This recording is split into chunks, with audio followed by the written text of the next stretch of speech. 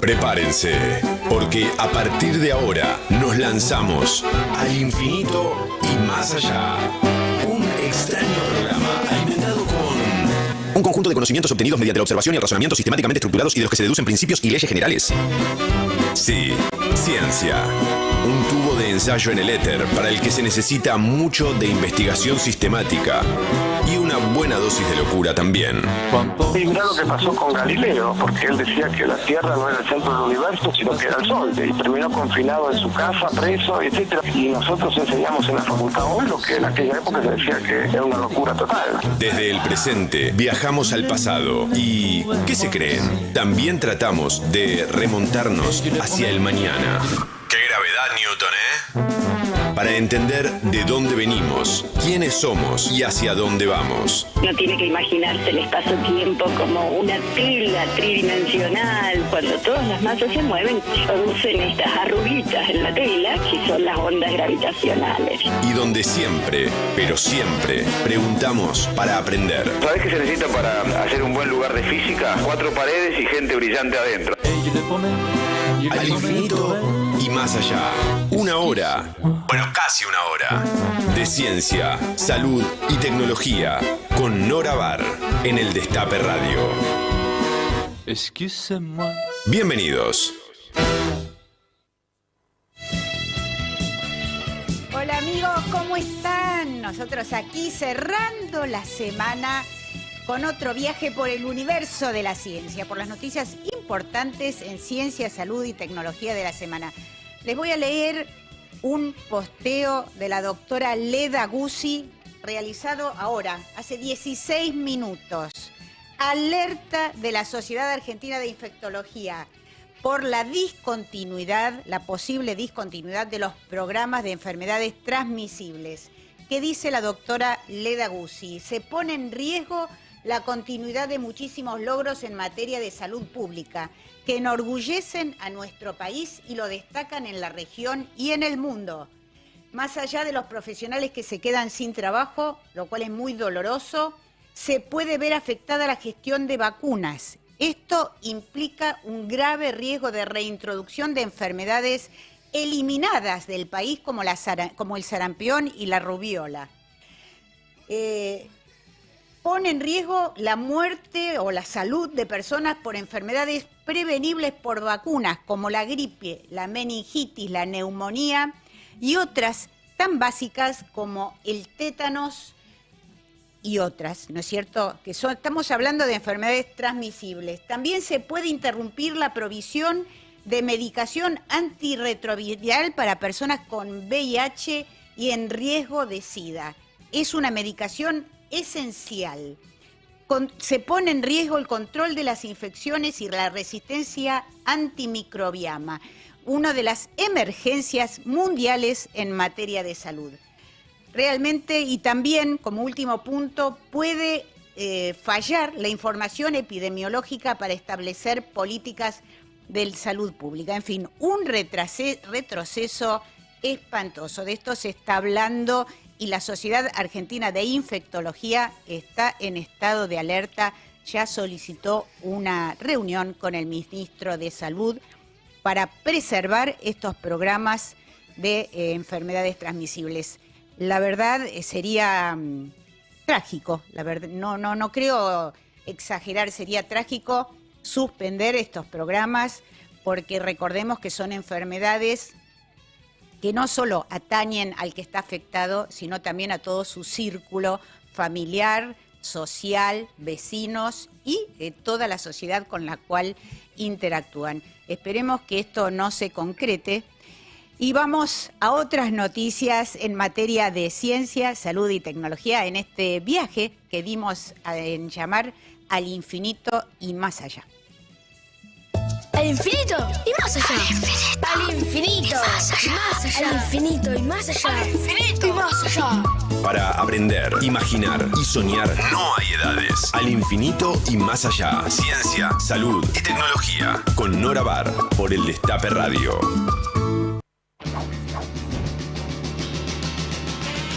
Feliz viernes, bienvenidos al Infinito y Más Allá. Estamos, como cada uno de estos viernes, hasta las 20 en vivo en el Destape. Nos pueden escuchar en AM 1070, también nos pueden ver y escuchar en TDA, en el canal número 20 de Telecentro y, por supuesto, a través de la transmisión en directo del canal de YouTube del Destape. Recuerden, todos aquellos y aquellas que quieran seguir disfrutando y o compartiendo los contenidos del programa, que lo pueden hacer muy fácilmente, escuchar en formato de audio o podcast, ingresando simplemente a www.norabar.com.ar. Se van a encontrar con las entrevistas, con todos los programas completos, noticias, talentos, en fin, todos los contenidos de Al Infinito y Más Allá en www.norabar.com.ar, además de, por supuesto, los programas completos en el canal de YouTube. Abrimos ahora sí, los invitamos, como siempre, como cada viernes, a acompañarnos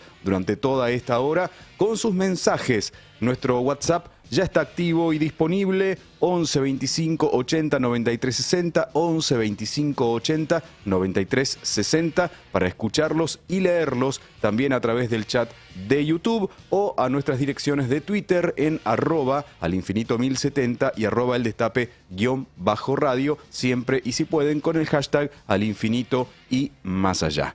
Nora, si te parece, vamos rápidamente a la primera entrevista de este día.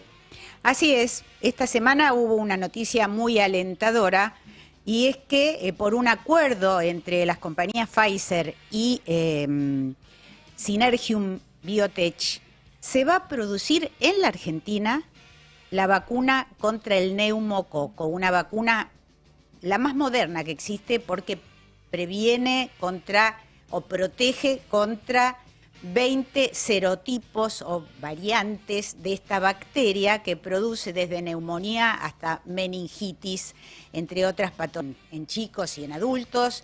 Y es la primera transferencia de tecnología que hace la compañía Pfizer de esta vacuna. Es la primera que se va a producir desde América Latina y se va a producir para la Argentina y para la región. Justamente cuando estamos hablando de que se teme por el riesgo de los programas de vacunación, tenemos esta linda noticia para comentarles y hablar sobre esta vacuna. Pero para saber más sobre por qué es importante además protegerse contra el neumococo, tenemos en línea a alguien que sabe todo lo que hay que saber sobre esto, que es el doctor Gustavo Lopardo.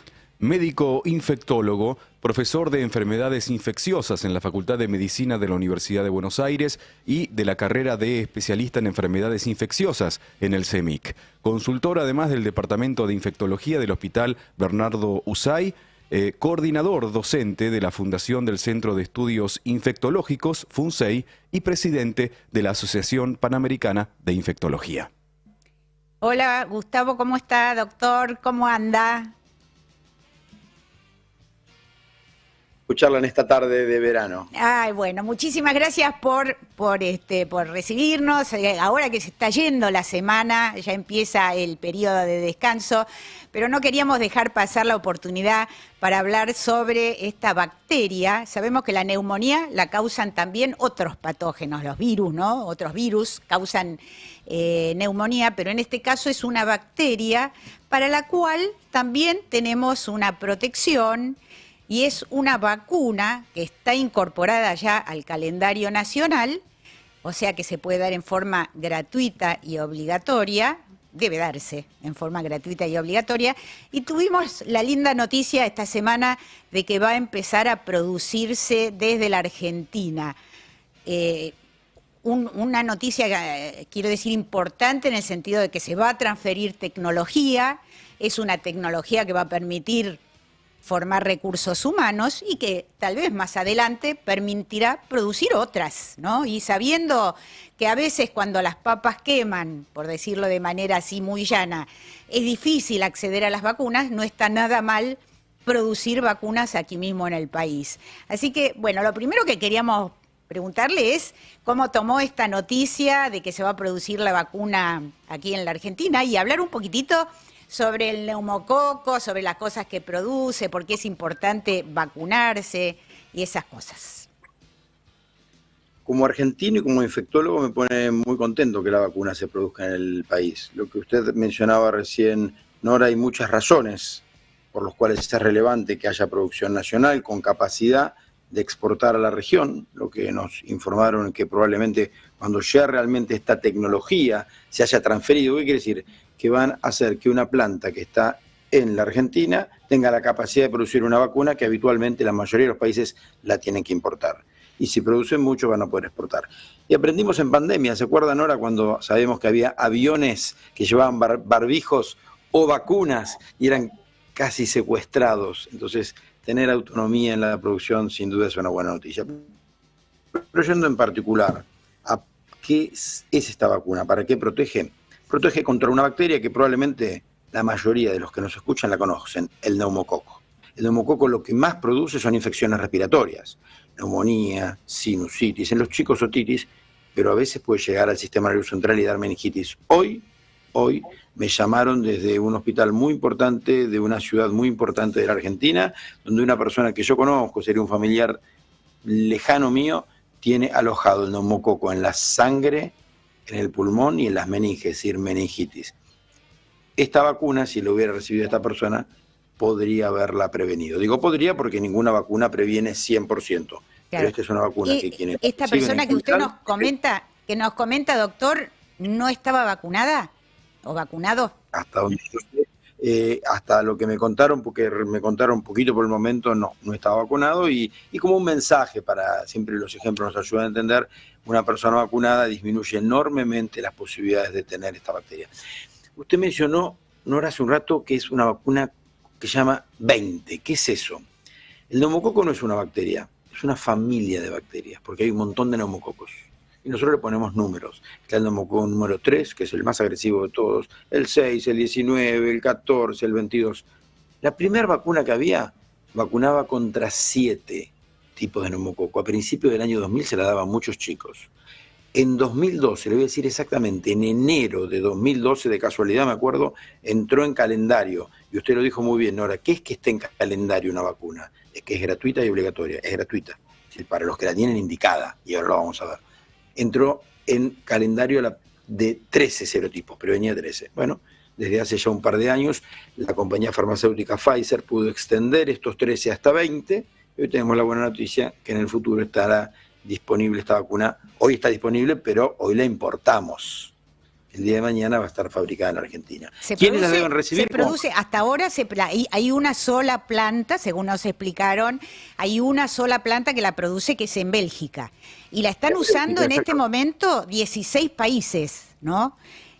Así que realmente va a ser acceder, no va a ser mañana, porque va a tardar un tiempito, pero digamos, va a ser más accesible. Es una buena noticia realmente tener a disposición esta vacuna, ¿no? Que como usted nos está contando, doctor, protege contra la mayor cantidad hasta ahora que se puede producir de los serotipos del neumococo.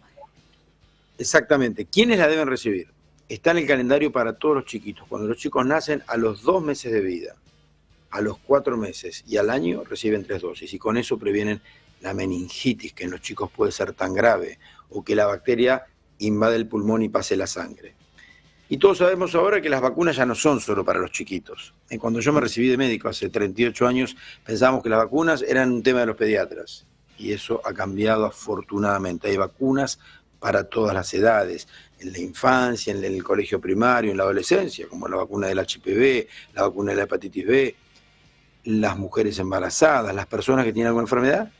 Y en el otro extremo, lo que hoy llamamos adultos mayores, el sistema inmunológico se va debilitando con el paso de los años. Así que, así como cuando un niño es muy pequeño, tiene un sistema inmunológico muy débil y las vacunas lo protegen, después de ciertos años los adultos mayores también necesitan. Entonces, los chicos pequeños y después de los 65 años, la vacuna está indicada y también es gratuito para todo el que lo quiera recibir. En el medio, ¿quiénes la reciben? Todos los que tienen alguna enfermedad en especial que los predisponga. Diabéticos, problemas renales crónicos, problemas cardíacos, respiratorios crónicos, o todos los que tengan un sistema inmunológico debilitado porque tienen alguna enfermedad que lo debilita, como por ejemplo el que haya perdido el vaso, hay gente que tiene accidentes, o al que le dan alguna medicación que baja las defensas, como quimioterapia o alguna de estas drogas llamadas biológicas. Así que hay un porcentaje muy importante de la población que hoy recibe la de 13 y pasando a 20 importada. En poco tiempo podrá ser de fábrica, va a decir industria argentina. Doctor, una pregunta. Cuando uno va al sitio del Ministerio de Salud de la Nación y va a averiguar, lo hice para confirmar bien los datos, el calendario nacional, dice es una vacuna que se entrega en forma gratuita y obligatoria a menores de 5 años. Quiere decir que si un chiquito no la recibió al nacer, a los 2 meses, a los 4 meses y al año, ¿puede dársela hasta los 5? Sí, claro. Los papás tienen que tener presente que lo ideal es 2, 4, 12 meses. Pero hay esquemas y en los vacunatorios, en Argentina hay 8.600 vacunatorios públicos, más todos los privados que conocemos. Y los vacunadores saben perfecto. Entonces llega un chico de 1 año y 3 meses que nunca lo vacunaron, el vacunador le va a decir, ya está la primera dosis y cuándo sigue. Así que los papás sepan que si lo vacunaron en su momento está bien hecho. Si no, siempre pueden llevar a vacunarlos, las vacunas están ahí disponibles para ellos. Y las personas... Lo peor que puede pasar es que... Sí, perdón. No, adelante. No, lo peor que nos puede pasar es que las vacunas lleguen, se pongan en la heladera, como sabemos las vacunas, y que se venzan en una heladera. Eso es una verdadera frustración en el sistema de salud. Sí, usted lo dijo justamente en la reunión de prensa, lo importante no son las vacunas, sí, las vacunas son importantes, pero más importante es la vacunación, porque es que las vacunas lleguen a las personas que las necesitan. Y las personas que tienen más de 65 y a lo mejor recibieron la vacuna, como le llaman ustedes, 13 valente, o sea que protegía contra 13 serotipos, ¿deberían darse esta de 20 serotipos? Muy bien. A ver, si la recibieron después de los 65 y tuvieron lo que llama un esquema completo, porque hasta ahora nosotros dábamos la de 13 y después la suplementábamos con otra llamada de 23. Si recibieron todo eso completo, bueno, pueden optar por recibirla o no. Si la recibieron siendo más joven, si la recibieron siendo más joven, es porque tenía alguna enfermedad que lo predisponía, porque yo dije, se da después de los 65, pero supongamos que un señor ha fumado mucho y tiene bronquitis crónica. Entonces se vacunó a los 56. Si hoy tiene 65, sí, se puede dar ese refuerzo de la de 20, que eso va a reforzar las defensas y va a protegerlo realmente mejor. Es una vacuna que se tolera muy bien. En general, hay vacunas que cuando nos la aplicamos nos pueden dar mucho dolor, otras que a los 7, 10 días nos dan fiebre, porque por ahí son virus vivos atenuados. Esta es de las vacunas que en líneas generales generan muy poco dolor o malestar en el lugar de la aplicación. También otra información que no quedaba muy claro es que cuando, recuerdo hace varios años, uno se iba a vacunar contra la neumonía por el neumococo y le decían, bueno, es una vez cada 10 años esta vacuna.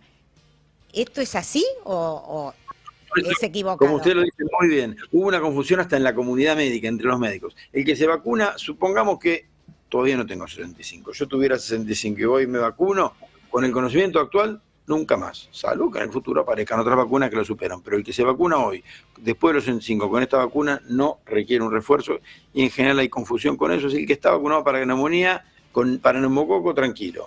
Distinto es que hay otras 3 vacunas que tenemos para prevenir neumonías, pero por otros bichitos. Lo dijo usted al principio, Nora, la de la gripe, que es todos los años en otoño, la del COVID, que todos requerimos un refuerzo anual, no hace falta que sea en otoño, ni en primavera, ni en invierno, una vez por año. Y quiero dar un mensajito ahí. Basta decir, tengo 4 dosis, 3 dosis, 5 dosis. Dígame cuándo se aplicó la última.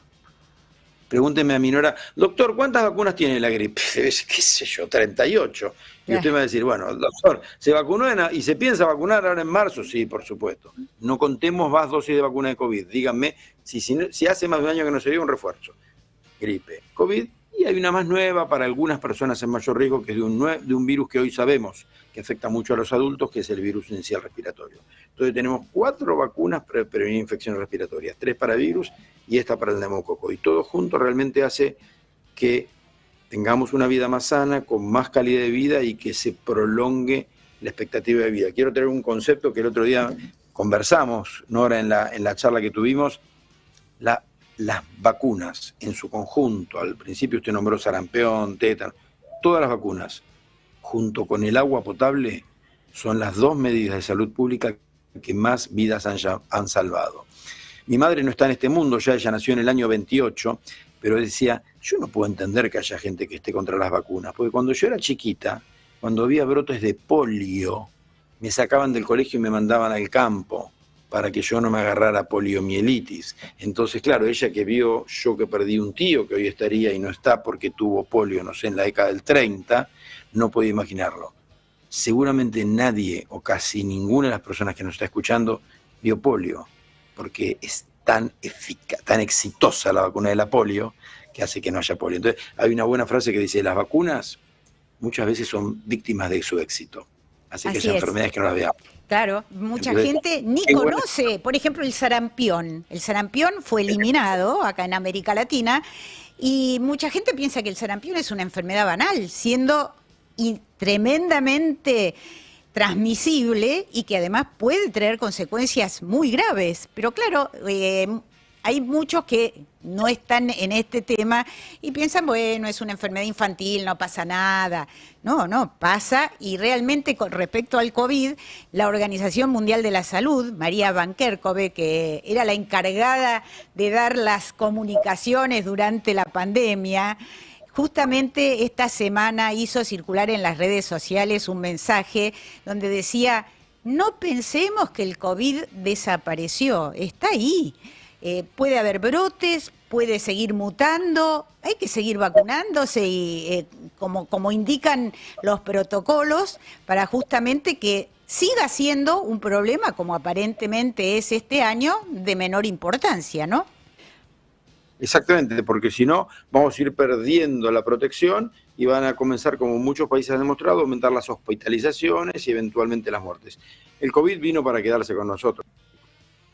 Doctor, una última palabra sobre el tema de que se está hablando tanto de que podrían suspenderse programas de enfermedades infecciosas, como dije al comenzar el programa. Hay una enorme preocupación.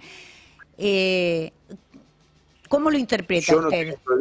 No tengo información muy fehaciente al respecto, pero la Argentina tiene una serie de programas a través del Ministerio de Salud Público que han logrado que seamos de alguna manera en América Latina de vanguardia en muchas cosas. Nuestro calendario de vacunación realmente es muy amplio, el programa de SIDA, enfermedades de transmisión sexual, tuberculosis, y esperamos que todo esto se sostenga para seguir ofreciendo la mejor protección a nuestra población.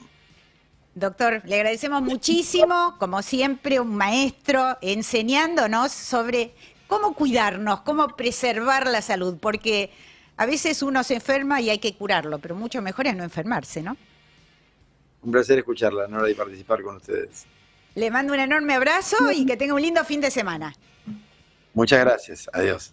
Estuvimos hablando con el doctor Gustavo Lopardo, médico infectólogo, profesor en la Facultad de Medicina de la Universidad de Buenos Aires y también en la carrera de especialistas en enfermedades infecciosas del CEMIC, consultor del Departamento de Infectología del Hospital Bernardo Uzay, coordinador docente de la Fundación del Centro de Estudios Infectológicos y presidente de la Asociación Panamericana de Infectología. Extra, extra. Lo más destacado de la semana en ciencia, salud y tecnología. Sin fake news ni metaverso, ¿eh? Ahora, noticias al infinito y más allá.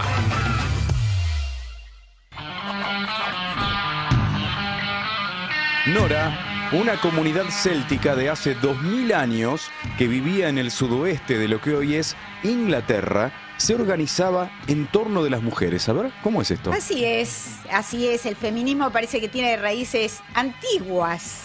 La revista Nature publicó una investigación basada en ADN recuperado de cementerios celtas a pocos kilómetros de un pueblecito de apenas 600 habitantes en el condado de Dorset, que está justamente en el suroeste de Inglaterra, donde se viene excavando desde 2009 un yacimiento anterior a la llegada de los romanos a Britania.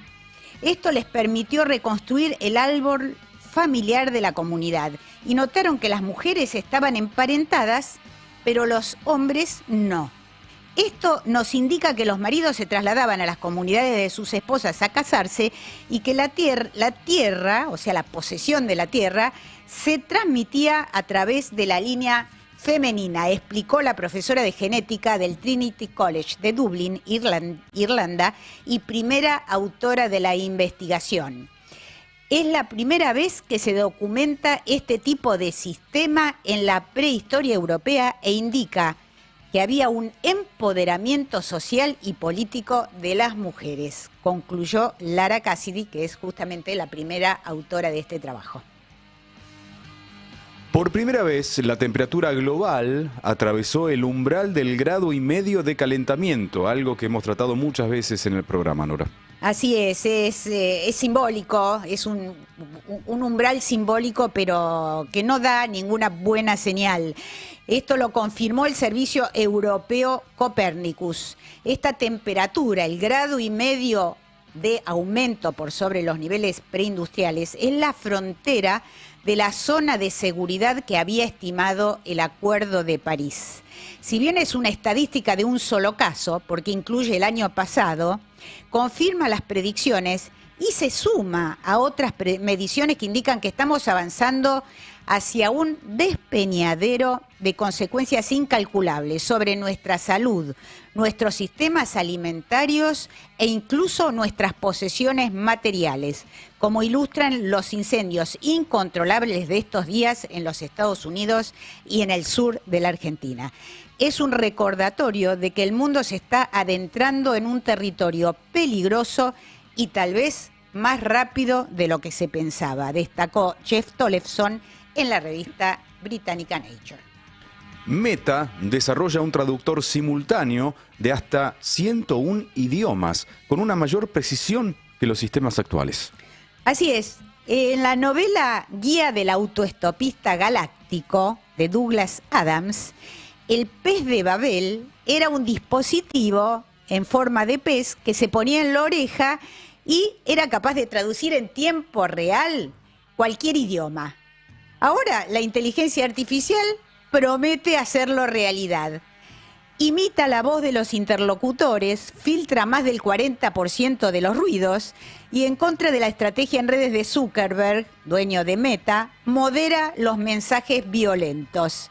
El modelo es capaz de traducir de forma instantánea comunicaciones de voz a voz, de texto a voz y viceversa, imitando la expresión y el tono de los interlocutores, y traduce con entre un 8 y un 23% más de precisión que los mejores sistemas que tenemos en la actualidad.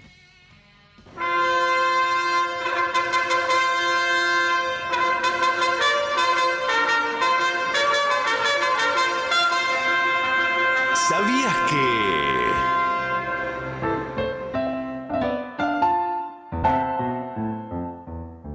¿Sabías que caminar erguidos fue una puerta de entrada a muchos de los atributos que nos hacen humanos? Recién publicado en España, Paso a Paso, Cómo caminar erguido nos hizo humanos, de Jeremy de Silva, fue declarado en los Estados Unidos, donde se editó en 2021, uno de los mejores libros de ciencia. De Silva nos conduce en un largo viaje de 7 millones de años a los orígenes de nuestro linaje, guiándonos desde los modernos laboratorios de psicología del desarrollo hasta los antiguos yacimientos fósiles de África y Eurasia. Una apasionante exploración en busca de nuestros orígenes. No te vayas, ya seguimos disparados al infinito y más allá.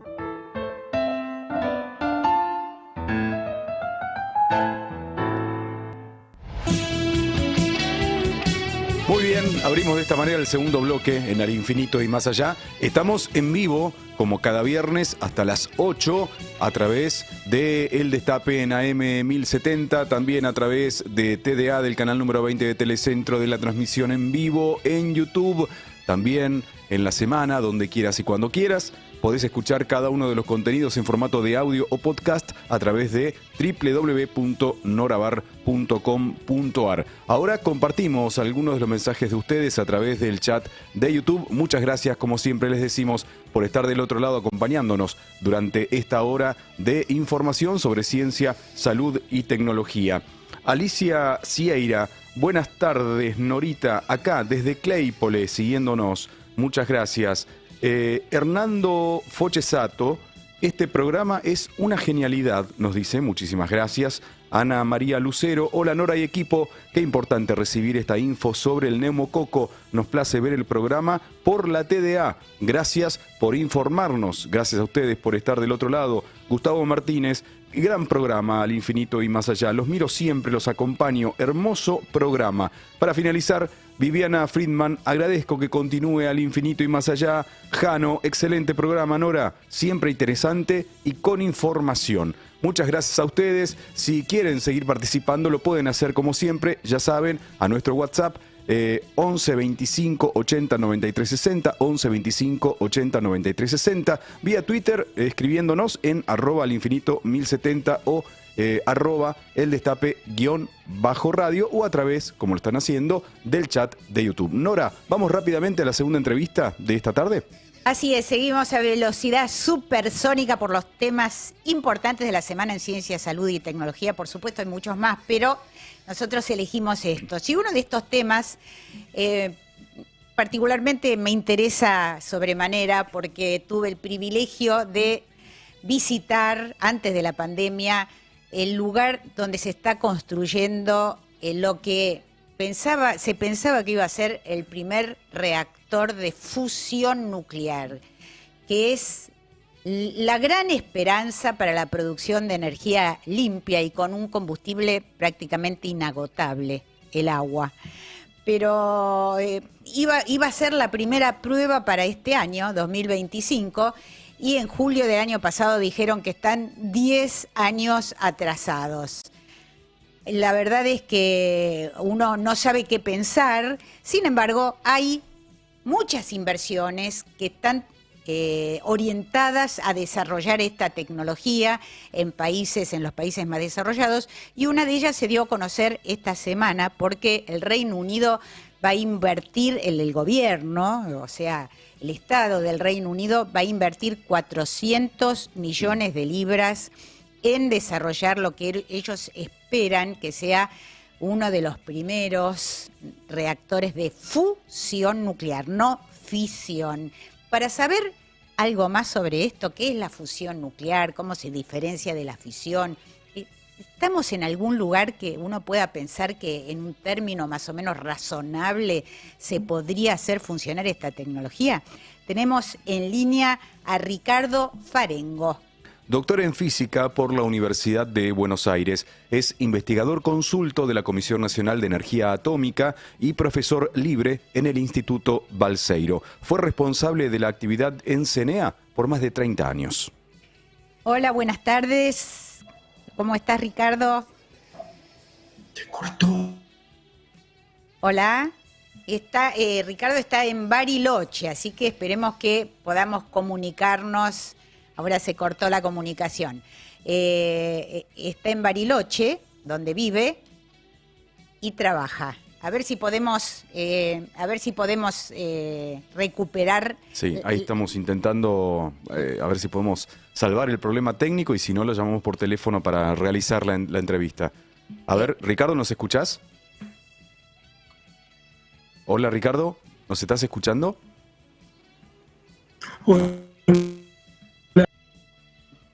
A mí se me corta. ¿Vos, sí, Sebastián? Sí, tenemos problemas de conexión. Bueno, vamos a intentar retomar vía telefónica a ver si tenemos un poco más de suerte, Nora. Sí, como les contaba, esta es la gran esperanza del cambio, digamos, de nuestro sistema energético, que primero es lo que detiene el desarrollo de muchos países, pero prioritariamente la gran preocupación, porque sabemos que los combustibles fósiles deberían dejar de alimentar nuestras centrales de producción de energía eléctrica si queremos de alguna manera detener las emisiones. Y claro, incluso las centrales de energía nuclear, si bien no contaminan, tienen una cantidad de limitaciones, ya es una tecnología muy compleja que no la dominan muchos países.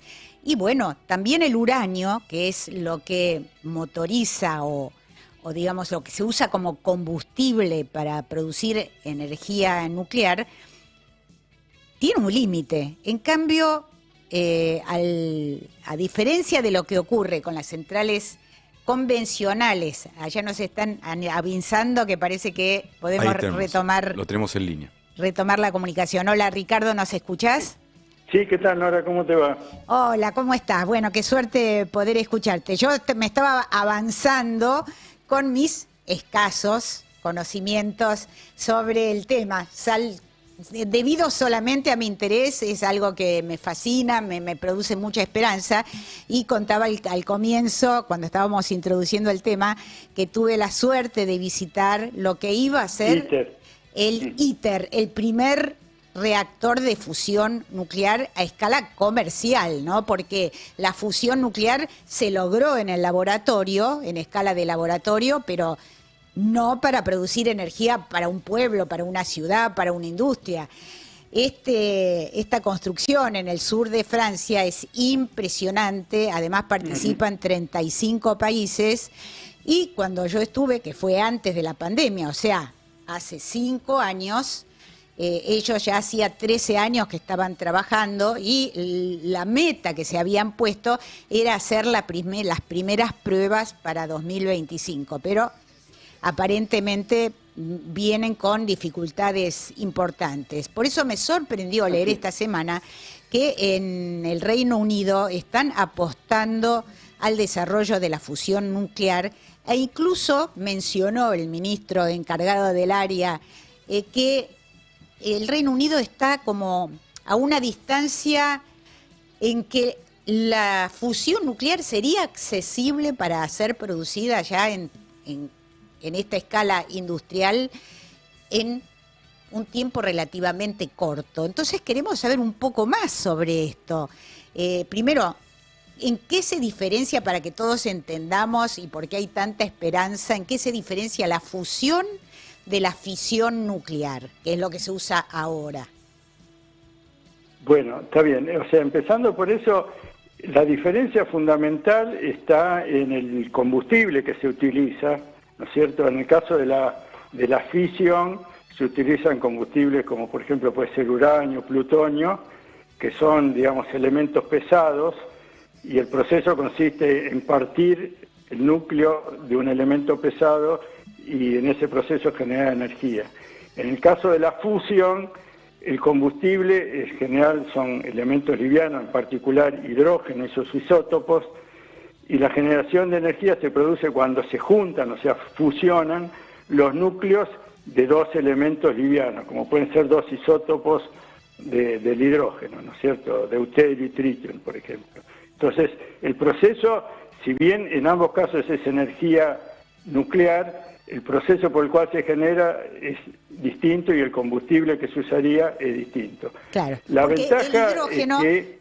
Permitime un pequeñísimo paréntesis, pero ¿por qué hay tal esperanza? Porque el hidrógeno puede obtenerse del agua, que es, por supuesto, virtualmente, digamos, es lo que hace nuestro planeta. Entonces, claro, cambiaría totalmente, sería una fuente de energía libre, limpia, renovable.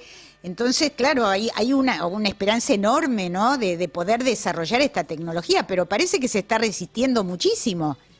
Bueno, sí, fácil no es, obviamente,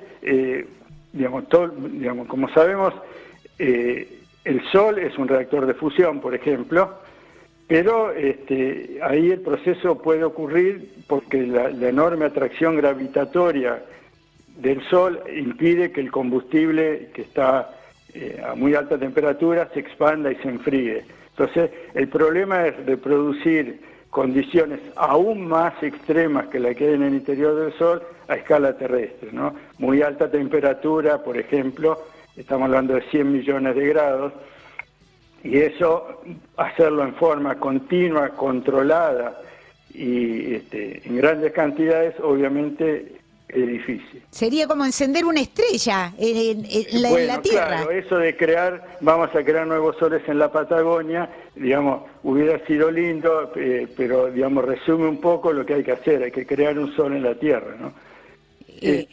O sea, las dificultades tecnológicas son mayúsculas. ¿Cómo se podría confinar semejante calor?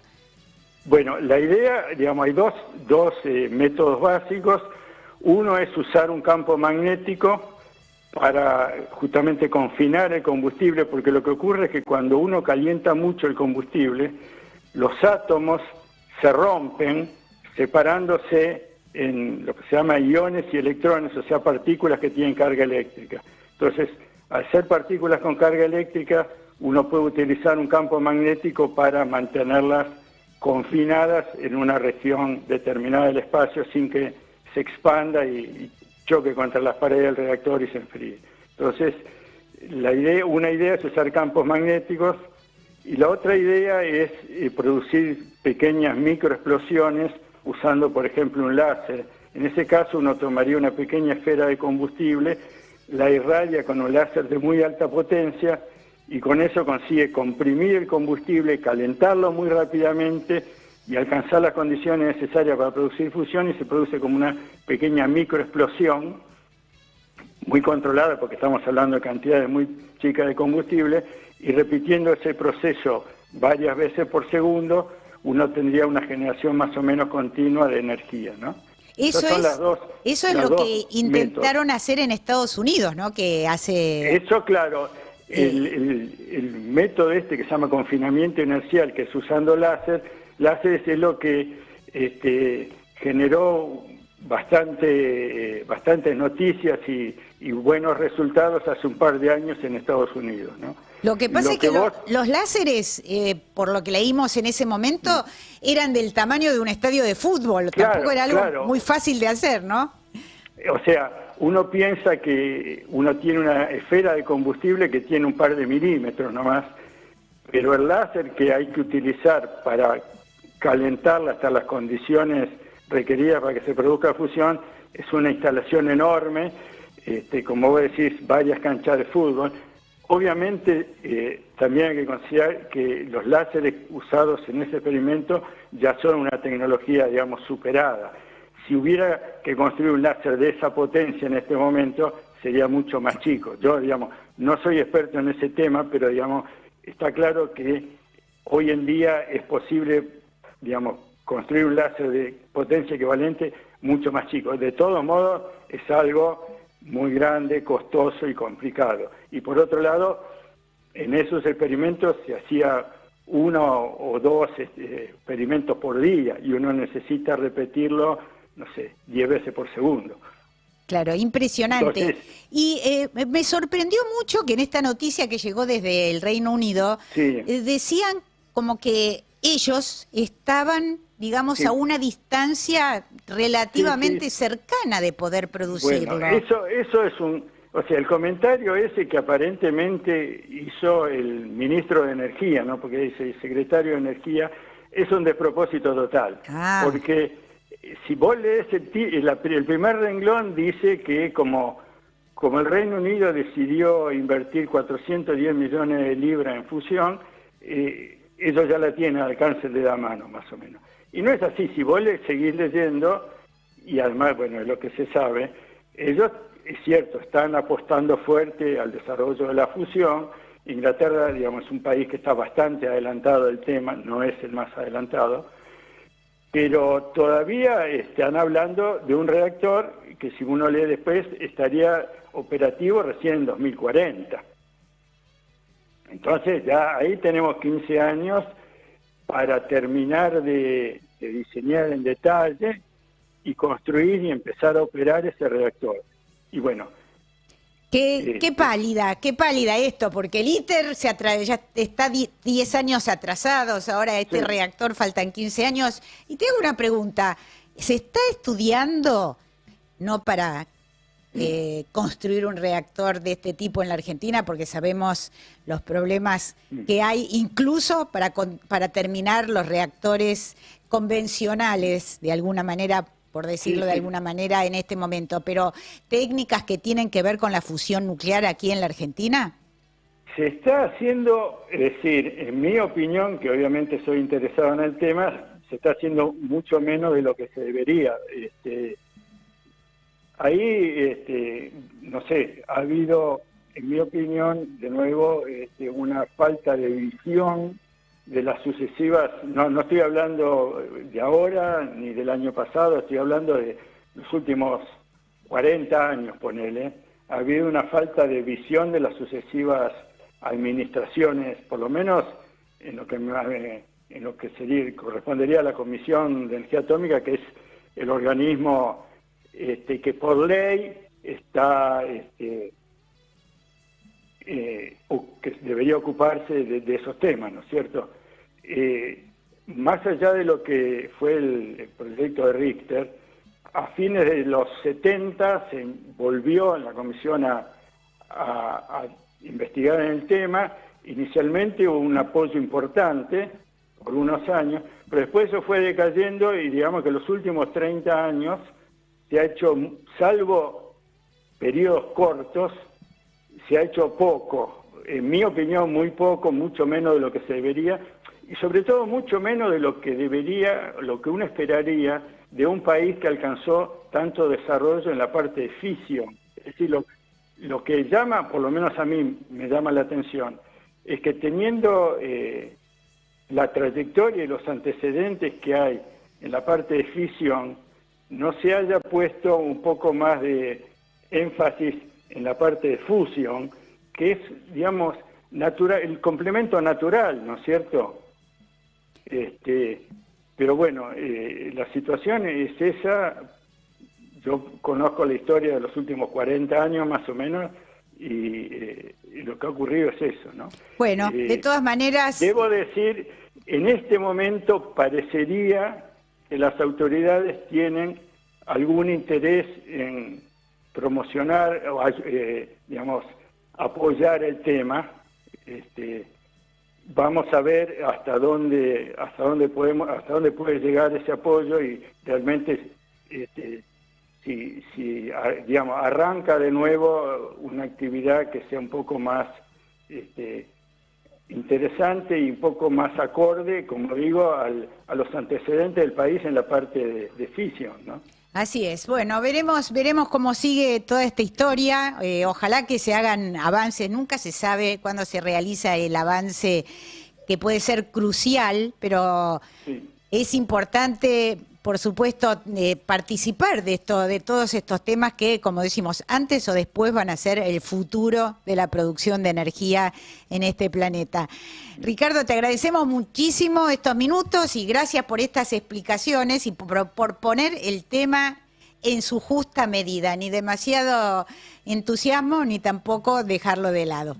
No, está bien, si tengo un minuto más, digo, está esta noticia, pero lo que es importante es que en los últimos años ha habido realmente un aumento muy grande en la actividad en fusión y en particular lo que es nuevo es que han aparecido al menos, no sé, 50 empresas privadas que están invirtiendo capital privado en el tema, hay, no sé, $6.000 millones ya invertidos. Entonces, esta noticia corresponde a una inversión del gobierno del Reino Unido, pero como digo, la esperanza también está por el lado de la enorme cantidad de empresas privadas que se han largado a investigar el tema, como digo, con capital de riesgo y probando conceptos totalmente distintos que podrían resultar en reactores mucho más chicos y económicos. Obviamente el riesgo mayor, pero digamos, hay muchísima actividad y entonces eso es lo que yo creo que da nuevas esperanzas de poder relativamente rápido tener problemas resueltos, ¿no? Ojalá. Muchísimas gracias por estos minutos y te mandamos un gran abrazo. Bueno, gracias igualmente. Saludos. Estuvimos hablando con Ricardo Farengo, doctor en física por la Universidad de Buenos Aires, investigador consulto de la Comisión Nacional de Energía Atómica y profesor en el Instituto Balseiro. Instrucciones para ser un talento excepcional. no hay. Pero tranqui, Al Infinito y Más Allá te cuenta historias de vida de mujeres y hombres que sí lo fueron. Al Infinito y Más Allá, con Nora Bar, presenta Talentos Excepcionales. Y Nora, como frutilla de postre de este programa, ¿quién tenemos hoy para conocer esta historia y sorprendernos, seguramente? Hoy volvemos a uno de nuestros ídolos, a Leonardo da Vinci, admirado, incomparable. Sin duda alguna, uno de los más grandes talentos que dio la humanidad, sino el más grande de todas las épocas. Nació en Vinci, un pequeño pueblo toscano ubicado en las cercanías de la poderosa Florencia en 1452. 40 años antes del descubrimiento de América. Según la leyenda, porque no hay fuentes fidedignas, su mamá, Caterina, fue una joven y agraciada campesina a la que sedujo un chico bien de la época, Ser Piero da Vinci, que trabajaba como notario, lo que hoy diríamos un escribano. Leonardo, que aunque no fue abandonado del todo por su padre biológico, en realidad tuvo más relación con su tío Francesco y su abuelo Antonio, al parecer no estudió con regularidad ni en su infancia ni en su adolescencia, ya que más tarde, cuando ya era adulto, llegó a definirse como un iletrado. Con el correr de los años y de los siglos, se transformó en el príncipe de los autodidactas. Su vida deslumbra por donde se la mire, pero una de las cosas que llama la atención es que por ser el autor de La Gioconda y La Última Cena, que lo hicieron mundialmente célebre, uno piensa que debe haber pintado decenas, cientos, miles, tal vez, cuadros, ¿no? Las pinturas. Pero no, solamente pintó 15, la mayoría de ellas sobre tablas de madera. Su obra cumbre, La Gioconda, que atrae a millones de visitantes, es el mayor tesoro del Louvre y mide solamente 77 centímetros de alto por 53 de ancho. Otro capítulo sorprendente de su vida son los increíbles y maravillosos apuntes con los que llenaba sus cuadernos. Los llamaba códices y escribía al revés, es decir, que para leerlos se necesita un espejo. Al parecer, Leonardo no quería o temía que le robaran las ideas. Y otra curiosidad es que, como todo genio, era impredecible. Empezaba una cosa y la dejaba. Son decenas los ejemplos de obras que comenzó y jamás finalizó. Ahora, si con solamente 15 pinturas forma parte de los más célebres pintores de todos los tiempos. Pensemos que Picasso, por ejemplo, filmó más de 13.000 telas. Podemos imaginarnos lo que era su cabeza cuando hace más de 5 siglos no solo realizaba obras de arte, sino que además organizaba espectáculos, escribía sobre cocina, hacía dibujos anatómicos, imaginaba maquinarias que muchos consideran precursoras, por ejemplo, de las actuales bicicletas o los helicópteros. En fin, ¿qué podemos agregar a esto? ¿Qué podemos decir, Nora? Que Leonardo fue un verdadero talento excepcional. Estás escuchando Al Infinito y Más Allá.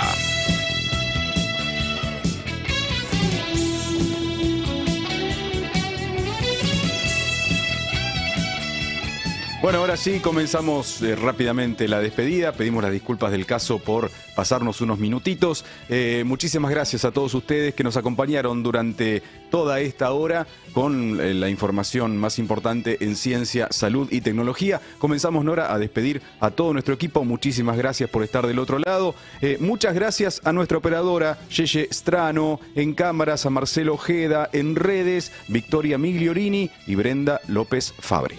Así es, y muchísimas gracias a Sebastián en la locución y coordinación general y a Evo Gedavar en la producción. Y como siempre decimos, muchísimas gracias a todos ustedes que nos acompañan en este viaje supersónico por las noticias importantes en ciencia, salud y tecnología. Los esperamos el viernes que viene a las 7 en punto de la tarde y les deseamos que tengan un fin de semana de maravilla y la mejor semana posible, para encontrarnos de nuevo a hacer esta recorrida por las noticias que nos importan en ciencia, salud y tecnología. Esto fue